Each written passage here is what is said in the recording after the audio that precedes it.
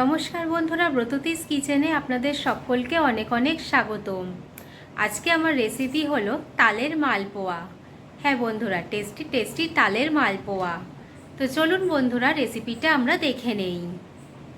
তালের মালপোয়া বানানোর জন্য আমি এখানে নিয়ে নিয়েছি 1 কাপ সুজি, 1 কাপ ময়দা। এ দুটোকে আমি 10 মিনিট মতো জল দিয়ে ভিজিয়ে রেখেছি। এখানে আমি নিয়ে নিয়েছি চিনিটাকেও আমি জল দিয়ে ভিজিয়ে রেখেছি 10 মিনিটের জন্য। এতে বড় দানার চিনি আছে, সেই কারণে জল দিয়ে ভেজালে সুন্দর করে গুলে যাবে। এখানে আমি মিশ্রণটার মধ্যে নিয়ে নিচ্ছি 1 কাপ দুধ। এখানে আমি নিয়ে নিয়েছি তালের পাল্প। দেখুন বন্ধুরা, তালের পাল্পের কালারটা কত সুন্দর।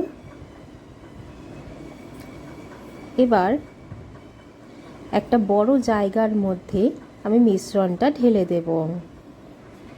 দেখুন, পুরো মিশ্রণটাই আমি এর মধ্যে ঢেলে দিলাম।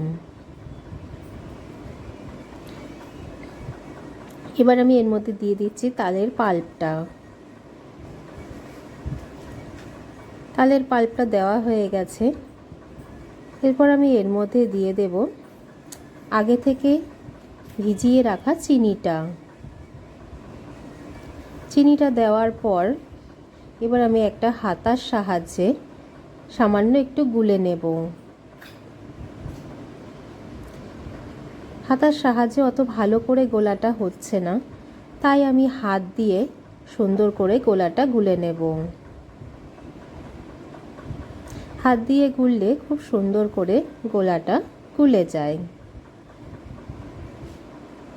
দেখুন কত সুন্দর গোলাটা তৈরি হয়ে গেছে।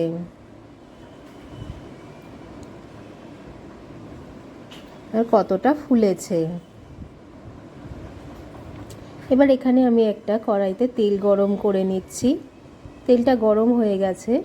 এবার আমি এর মধ্যে 1 হাতা করে মিশ্রণটা দিয়ে দেব। দিয়ে কিন্তু খুব সুন্দর করে উপর দিয়ে তেল ছড়িয়ে দিতে হবে। আর এই সময় আঁচটা রাখতে হবে মিডিয়াম টু হাই ফ্লেমে। উপর দিয়ে কন্টিনিউ তেল ছড়িয়ে দিয়েছি। দেখুন, একটা মালপোয়া কিন্তু রেডি হয়ে গেছে। কত সুন্দর ফুলেছে এটা। এভাবেই আমি বাকিগুলো গড়ে নেব। দেখুন বন্ধুরা, এগুলোও কিন্তু ধীরে ধীরে ফুলছে। একটা পিঠ ভাজা হয়ে গেছে। এবার উল্টিয়ে অপর পিঠটাও ঠিক একইভাবে ভেজে নেব লাল করে। দেখুন বন্ধুরা, এগুলো কত সুন্দর ফুলেছে।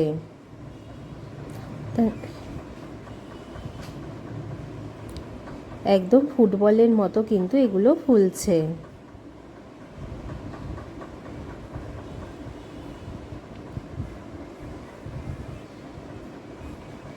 তাহলে দেখলেন তো বন্ধুরা, কত সহজে তৈরি হয়ে গেল মালপোয়া।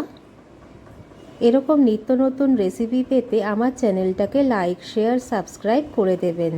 আর পাশে থাকা বেল বাটনটা অন করে দেবেন। যখনই আমি ভিডিও দেব আপনারা দেখতে পাবেন। সকলে ভালো থাকবেন। ধন্যবাদ।